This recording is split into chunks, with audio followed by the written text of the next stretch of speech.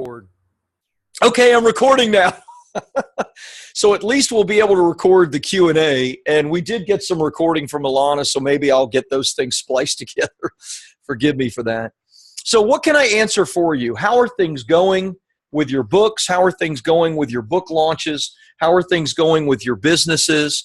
By the way, for those of you in BSP University, not my done-for-you clients, but the university clients, you know that my event, our $1 Million Author Summit, is next Friday and Saturday, and it's 9 to 5. It's me. It's all me. I actually have one special guest speaker I've never had before, but I had to have him because he does something that I don't do or know how to do, and that is for fiction authors in particular. His whole area of expertise is helping people get their stories sold to Hollywood, and he's got tremendous successes. So he's gonna speak on Saturday morning, like an hour and a half. I'm doing the rest, and I'm going to be going deep into how you do all of these things. Obviously, for my done-for-you authors, we're already doing all these things for you, so you don't have to worry about coming to that and learn how to do it for yourself, because you've already paid me and the team to do all of that. But those of you that are in BSP University, I hope you're going to be there. So do me a favor, type in the chat box that you're coming or you're not. That way I can know that you're coming and we can meet face to face, which would be great. Those of you that are not, I don't know when the next one will be. I always talk about, I like to have 2 or 3 of these a year, but quite honestly, the last one that I did was March of 2016. So it's been a full year since I've done this event. So T. Paul says he can't make it. Bummer. You're only in San Diego. Come on, Paul, for crying out loud. Let's see. Brenda says, last 2 times I asked, you were recording, so I didn't ask today. Sorry. Funny, I know. It's not your fault, Brenda. It's my fault. So, but any help you can give me, I'll take. Jackie is going. Awesome. Are you coming by yourself, Jackie, or are you bringing someone? I can't remember. I think you said that you had a guest, so that's cool. Let's see. Will some of the live event be recorded? I'm able to attend because I am in Australia. Simone, it's beautiful in California this time of year. It's just a quick plane hop from Australia. I am going to record it, and I will make that available to anybody in BSP University. So yes, it will be fully recorded from start to finish, and you'll get access to all of those. So don't worry about that. Would love to have you here from Australia, but I totally understand. So awesome. Laura says, send it to me. Okay.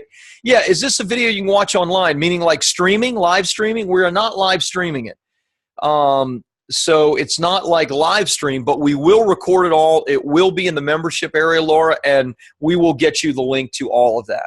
So hopefully that makes sense. Thanks for the clarification there, because I probably didn't explain that correctly. Good. So what can I answer for you? Anything? Those of you that are coming, there's a bunch of you online, and only a couple of you said you're coming or not coming. What about the rest of you?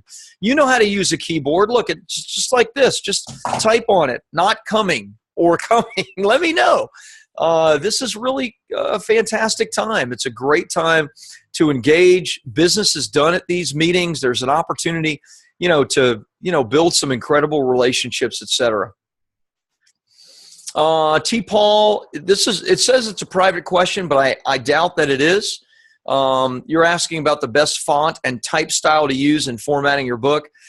I can't answer that, unfortunately, but that is something that can be answered really easily by Rebecca or Sydney. So if you send just an email, and I know we have that like within the training modules of BSP University. So forgive me, I don't know what that is offhand, but if you want to, just call into the office, they'll answer that for you. Just send a quick email, they'll answer that for you. So apologize, I don't know. What I focus on? I focus on how to get in media, how to make money, how to build your following, all that. So those questions are better asked of me than what font. But we'll get that info to you, no problem. Laura is asking, can you outline the chapter setup? So I don't totally understand the question, but can I unmute you, Laura, and we just have a conversation about it? Yeah? Okay. All right, Laura, can you hear me? Yes, I can. All right, great. We can hear you. Go ahead. When I was going through the modules and I was looking at arranging the chapters and only being so many pages long per chapter, having subheadings and so forth. Yep. I guess the question that came to my mind, am I going to outline my whole message and then back up with it? Or is the chapter going to be if I'm going chronologically, is it going to be per time in a lifetime, or how am I going to do the chapter setup? So good questions. And you have options depending on the kind of book that you're creating. So give me some specifics about the book. It sounds like there are life story elements. Is it chronological? Tell me about that. Right. It is autobiographical about life with epilepsy. From the time I was 2 years old, on up, and different events that happened. Gotcha. But what I'm learning from your classroom is, in order to make it more likable and more readable, I have to insert other things around other people or events within the town, which is going to be easy since I'm from Roswell. Wow. Well, I visited Roswell. I visited when we drove across the country with my family. We stopped in Roswell like the week of the big alien. Oh my gosh! I know, it was crazy. It was awesome. We went to the alien museum. I got all these pictures. I mean, it was fun. We had a fun. Yeah. 20 years growing up there, I never heard about it. It was after I left. I'm not kidding. But my understanding in putting the book together, I've got a lot of stuff written, but I need to organize it. Yep. And getting it organized is harder than the writing. Well, it is, and the writing will flow a lot faster once it's organized. So let me take a step back and let's talk about the general organization, and then we'll talk about the chapters themselves. So, the first thing you want to think about is, should this book be chronological, or should it be based on the need of the reader? And what I mean by that is, I would imagine you're writing this book to other people who have epilepsy or family members that have epilepsy. Is that correct? It's actually going to cover anybody with any type of disability, because we all seem to go through the same cycle of I need, I want, I have to do this. Every day our life circles around that disability. Okay. Well, and that's the emotional terrific. part of it. That's really helpful then. Okay, so there's no reason then for this to be chronological, right? In fact, you can make it chronological if you want, but there's no reason to, because again, remember, from a general perspective, you always want to focus on the reader, not yourself. So the book isn't your autobiography. The book isn't your story. The book needs to be their story. It needs to be how your story and the things you've learned and have overcome can help them to meet their needs and can help them to fix their problems. And I know that might sound, well, that's exactly what I'm saying, but it's an important distinction, because your title, your subtitle, your table of contents, all of your content needs to be focused on them and their problems. It can't be focused on, this is what happened to me when I was 2, this is what happened to me when I was 5, this is what happened to me when I was 10 or 12, right? You're still going to talk about what happened, but it's not about you, it's about them. Do you understand the distinction? That's kind of what I'm needing to hear, because I've just been spilling my guts out and getting rid of all of this stress and information, and that's kind of what has created the book. Right. But to take it from that, to organize it for other people, and I know emotionally it will tie them into what's happening, but pulling it together is harder than it is hard. And here's what I would do. So the first thing we always do when we're helping a client to write a book from scratch is, we have them look at the author market questionnaire, which is something you need to take a look at. The author market questionnaire is one of the questionnaires in the program, and it has you really think deeply about who your reader is, what their fears are, what their frustrations are, what their wants and desires are, what their aspirations are, and start listing out specifically What are the daily frustrations? What are the overall fears? Those kinds of things. And this helps you to get into the mind of your reader, of the person that you're wanting to help. After that, we begin brainstorming and thinking about, okay, what are the main problems or frustrations that my reader has? I would, if I were, again, you can do this any way you want, but I would think that the person that is wanting your book and reading it, a family member or somebody dealing with a disability, has specific things that they're dealing with that may or may not be the exact same things that you dealt with at a certain time in your life. So they don't really want a chronological, they want more, I have this problem, I have this challenge, I have this frustration. I would like to know how Laura overcame it, or I would like to know how, I have these same fears and frustrations. I would like to know how I can get past them. So I would think in terms of organizing it based on, what's the best way to put it? Based on segments of their frustrations, segments of their fears, segments of their wants and aspirations. Now, I don't know what those things are, but what I mean by that is, let's say somebody that has epilepsy or learned that they have epilepsy later in life, not from the time they were 2, but later in life, learned that they would never be able to drive again. And I don't know if that's true or not true. Mm-hmm. I am a car person. I love cars. I grew up at racetracks. I've had every kind of sports car. If I were to learn that, it would be like a crushing element of my life, something that I've always done. And so, to some people that's a frustration. To some people that is like debilitating. Right. So if you have things within your book that are dealing with these major challenges that people have to overcome, then that can be segmented based on, those fears and frustrations or desires and aspirations rather than chronologically. Does that make sense?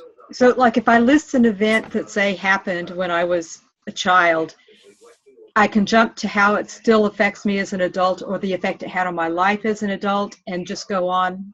You could. Like that? You could, and you could do it lots of ways. I mean, you could have you could create sections within your book. So like if I'm writing, obviously a book on publishing, and I have 3 main sections: publish, promote, profit.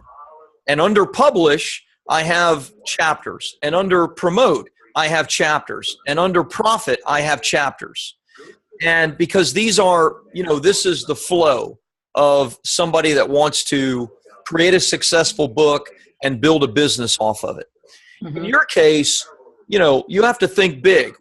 What do the readers of this book really want and desire? They want to have a successful life. They want to achieve. Right. There are things that that's they my want. goal.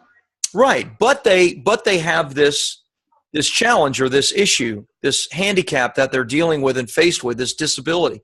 And so you may think in terms of different segments or sections of your book that deal with these things. And then you could skip around. You could talk about when you dealt with it at 14, or when you dealt with it at 27, or you see what I'm saying? So it doesn't have to be chronological. The point is, the challenge with making it chronological is that it becomes about you and your life story. And that's what I was seeing. And if no one knows who you are, they don't really care about your life story. They care about their life story. So your book has to be, an overcomer's book, and, how you can, overcome and achieve all the success you desire, even with the disability you face, something like that. And then now it's about them. It's not about you anymore. That's what I want to do, is try to transition it like that. Yes. Okay. Yeah. Thank you. I mean, is this helpful? Is this very? I didn't just give you the organization, but you have to have the right mentality and framework before you can go and start separating those things out. And I was afraid of the confusion. If I jumped from an event in childhood to how it affected me today and then went back, I was afraid of the jumping and what that would do to the reader. No, the reader doesn't care because they care about themselves. They care about, they care about overcoming some challenge that they're facing. Okay. So, I would mix in other stories as well. I mean, Right. like I think of Nick Vujicic.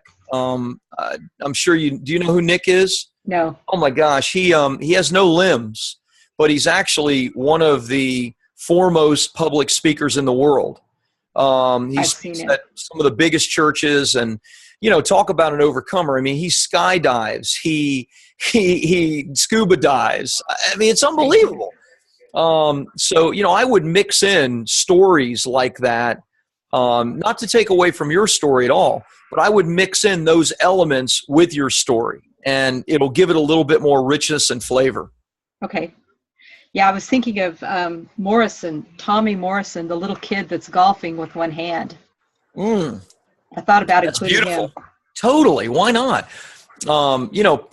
Anything that, your story may be very full, but certainly it's not applicable in every area of life, right? I mean, like people that want to achieve in sports, or people that love cars, or, maybe you don't Right. love cars, maybe, so you're going to want to fit in other things that again, meet their needs, because it's not about you, it's about them.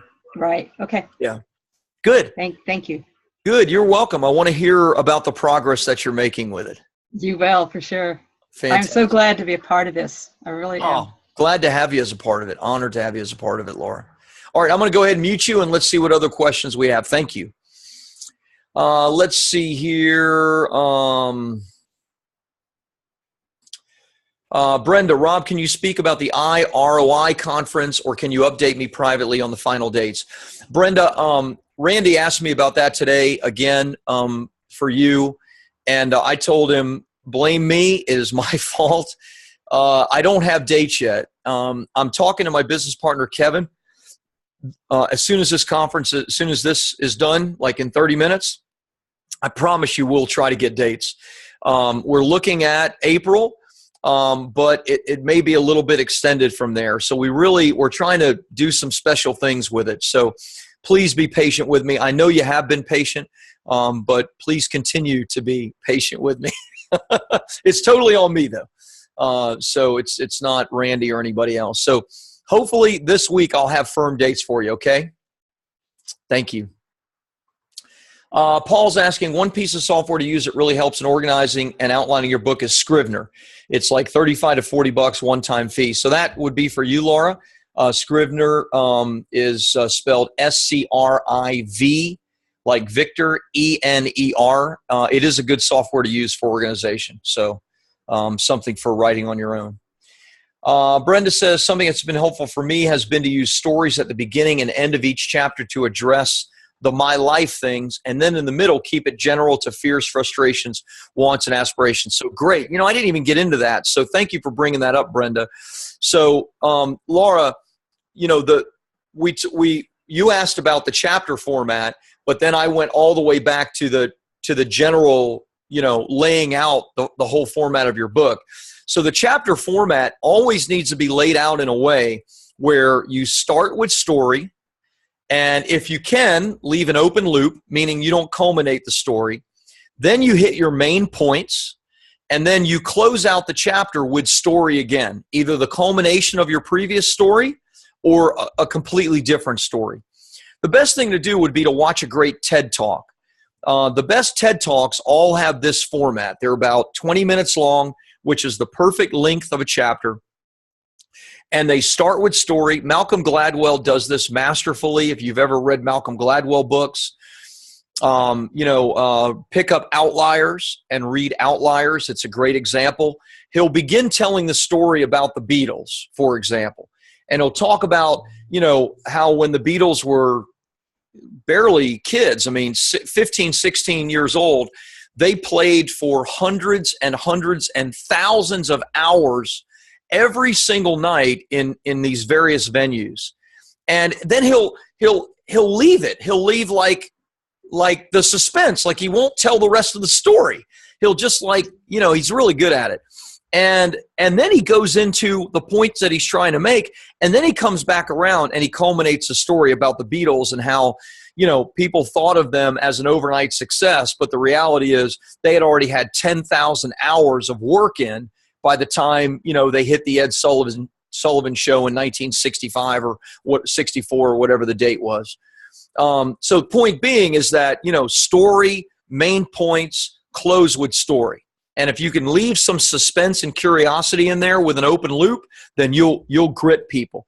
Because the brain, the way the brain functions, it has to get completion. If there's an open loop, the brain is like, I gotta know. And it'll force the reader to continue reading. So thank you, Brenda, for reminding me of that. Anyway, that's a great way for you to illustrate every single chapter. Paul is asking, do you have to get permission to use other people's stories? I know quotes require written permission and sometimes a paid fee, or other people's writings. I have a mic. Okay, so short version, I can unmic you if you like, unmute you, Paul, but it's a simple question unless you want to dive a little bit deeper in it. Bottom line is, if you're using somebody's story that's like close to you or whatever, then I would always get permission. If somehow it comes across in an unfavorable light and you don't have permission and they sue you or whatever, then there's some liability and responsibility there. So you need to be careful. Now, if it's a public figure, then there is some license with public figures, but it is something that's worth getting some legal counsel on if you just aren't sure about that. But I would absolutely get permission if other people are involved in the story, and if in some way it doesn't always cast the best light on that individual. So, just create. You can probably go online. In fact, this is something I could even look for. You could probably go online and just Google, some type of release of liability and regarding, authorship and writing and stories, and probably find something online. Again, it doesn't hurt to get legal advice. I am not a lawyer. I just play one on TV. So there you go. Laura says, I've wondered about that. I asked some childhood friends to help me remember some events. Yeah. What does it hurt? If they're childhood friends, they'll probably won't have any issue with it whatsoever, but it certainly doesn't hurt for you to go the extra step and just say, hey, here's something that I wrote. Do you like, is it okay? Can I have your permission? Can you sign this? Can you give me a waiver? And here, if you even want to read it, I'll give it to you to read, that kind of thing. It's an extra step, but, if the book becomes successful, that's when people want a pound of flesh if it doesn't show them in the best light. And the whole goal here, right, is to be a best-selling author, get on TV, get on radio, and all of that. So you have to anticipate. I'm planning on being successful with this. So let's get permission up front with it. So good stuff. Great questions. I missed you guys. Missed you the last couple of weeks. So it's good to be back with you. So what else can I answer for you? I don't see any other questions. We've been going about 45 minutes or so. So what else can I answer for you? Paul, I wanted to cite a 75-year study of Harvard students and their desire for success and their fulfillment after 30, 40, 50 years. Shouldn't be any problem. You just have to give credit for that.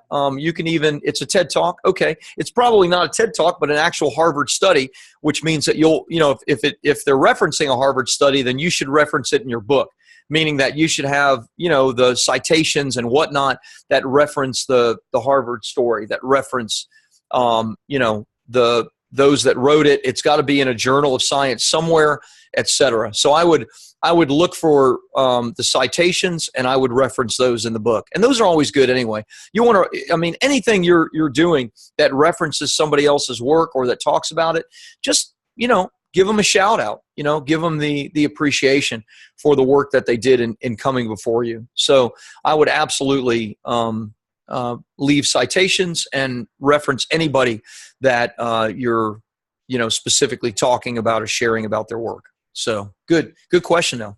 I think I know the study you're talking about too. It's a really cool study. So sounds great. Good stuff. What else can I answer for you? Looks like a bunch of more folks even joined in the last 10 or 15 minutes. Those of you that joined late, oh my gosh, I forgot to record so that you know. And we talked about the way to make $1 million like on 5 minutes a day. And unfortunately, I didn't record it, so it's gone forever. So you got to be on time, right, Brenda? Tell them you got to be on time next time, and that's how you get the call. I'm just messing with you. Paul says, "How about your appearance on TV this week? Tell us about it." It was a lot of fun. It wasn't this week. It was like 2 weeks ago in San Francisco. Have I not talked about that? I don't know what I've talked about or not. I guess I didn't. It was fantastic. Those of you that are selling high ticket, and this is probably beneficial, so good question. Those of you that are selling expensive things to a more narrow market rather than a really broad market, I tell this to all my clients. Look, when I go on TV, and CBS, San Francisco is a big market. It's the number 6 media market in the United States. And I flew up there, and yeah, it cost me money, and I stayed in a nice hotel, and I took 2 of my kids with me to have some fun, and 2 days away from business and all of that. But I tell all my clients, look, that TV appearance, I don't expect one person that watches me on TV to call my office and become a client. Not one. If it happens, great. And it's happened one time ever on any of my TV appearances. But I don't expect that. Why then do I do it, you say? Well, it's simple. I'm not selling to the mass market. What I have is really specific for the right kind of person. Those of you that are authors, those of you that really understand the power of a book to grow your business, those of you that want to get on media and TV, that's not the mass market. The mass market is interested in, self-help, weight loss, financial stuff, financial services, etc. Mine is very narrow. Here's the thing that's cool. While I was in the studio at CBS, I did a Facebook Live. Maybe some of you saw the Facebook Live, and it got seen by several thousand people. And I did like 4 or 5 or 7 or 8 minutes. I don't even remember how long. And I did it with the anchor for the CBS news channel. And from that Facebook Live, which goes out to all of my friends and followers and all of that, I had 3 people contact me and ask about becoming clients. 3 people worth a minimum of $50,000 to my business. So what's the moral of that story? The moral is I don't expect one person from the actual watching of the TV show to call. But the fact that I was on TV, on CBS in San Francisco, and I let people know about that gives me such a boost of credibility and authority that people just messaged me and emailed me and said, "Hey, Rob, I want that too. How can I get that?" Does that make sense? Do you understand the difference? The difference is, and you should always be on TV. Get on TV. If you have a mass media offer, then of course get on TV because you will get people to become clients. And we have clients that we get on TV. Mark and Mira. What's the name of their book? They help kids, sort of special needs kids. I say sort of because they're almost like genius level, but they also have like ADD and special needs. And they help them to really excel in school. Well, we got them some TV spots, and they got dozens of people that called in that wanted to buy their stuff, buy their programs. So that worked out great for them. But for most of us, it's not going to work out that way. It's going to work out in the way I just described. You're going to share about it. You're going to have it on your website. You're going to talk about these things. And because of you being on CBS in San Francisco or whatever, you're going to have people that can write you really big checks that want to become your clients. So I hope you understand the distinction there. I still, I was in the office this morning at 7:30. That's a little unusual for me. I like my mornings. I'm usually up about 5:30, and I have like my time where I'm reading and I'm writing and I'm meditating and praying and all that. But I had to get in the office early because I was on a podcast this morning that has 1.5 million listeners a month. Now that is a podcast. It's a business owner podcast that I'm going to get business from. Like people are going to call me and become my client from that podcast.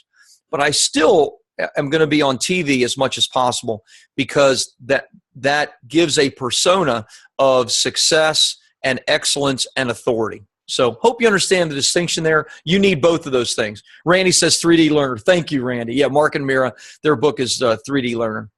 So beautiful. Great question, by the way. And the TV appearance was really fun. One of my clients came with me, and we got him, done for you client. We got him some TV, and it happened that both of us were on the show. They taped back-to-back segments, so that was a lot of fun. Let's see. Laura says, in referencing people, is a note with a star at the bottom of the page or a back page with their info the best way to do it? If you're referencing people, then you don't, if it's a personal story, then you don't necessarily need anything other than their permission. But if you're referencing their work, like you're referencing a book that they wrote, or you're referencing a journal study or something like that, then you want to actually leave a link to that study or to that book. Sorry, I just lost you. There you are. Does that make sense, Laura? So reference their work. You don't have to reference them if it's a personal story or something like that. You just need their permission to make sure that that's okay for anyone. Good stuff. What else do we have, my friends? Anything else? Hopefully that was helpful. All right, been going almost an hour. I'll give another 10 or 15 seconds. If you have any other questions, then happy to answer them. If not, then we'll be back here, same bat time, same bat channel, next Tuesday at noon. Listen, if you're debating whether or not to come to the $1 Million Author Summit and you're part of the BSP University, in other words, we're not doing the book for you, come. I'm not charging for this for you. You get to come to that for free. I'm going to be with you. I'm rolling up my sleeves. This is what we do for 8 to 10 hours a day. We dive in and we help you with wherever you're stuck. So fly out here, make a reservation in the hotel. Yeah, it costs a little bit of money to do that, but you're going to have 2 full days with me and with the various team members to help you with this stuff. Don't make an excuse about it. This is really going to be helpful. So you can go to thank you, Paul. You can go to $1 Million Author Summit. Let me put it in the chat box. $1 Million Author Summit. Probably need a shorter link, right? .com. $1MillionAuthorSummit.com is where you're going to go. And let me send this to everyone. That's it. Oh, I said millionaire. Don't do that. $1 Million Author Summit.com. $1 Million Author Summit.com. There is a second link. $1 Million Author Summit.com, not the first one. And that'll take you to the event page. There's a short video with me explaining it. It's limited. I think we have like 65 people or so registered for it right now. There are always people that won't come for one reason or another. They register and can't make it. But we do have limited seats. So I need you to get registered, and I need you to make your plans if you're going to do it. So do me a favor, just call in the office, talk to Rebecca, 626-765-9750. There's the number. Call the office or email me directly, rob@bestsellerpublishing.org, and let us know that you're coming, and we'll set aside seats for you. If you want to bring a friend, that's totally fine. No cost for your friend either. So would love to have you there. Come on out and join us, and meet with the team, spend time with me. It's going to be a lot of fun. So guys, thanks so much. You're all awesome. Thanks for being on today, and I'll see you again next week. Bye.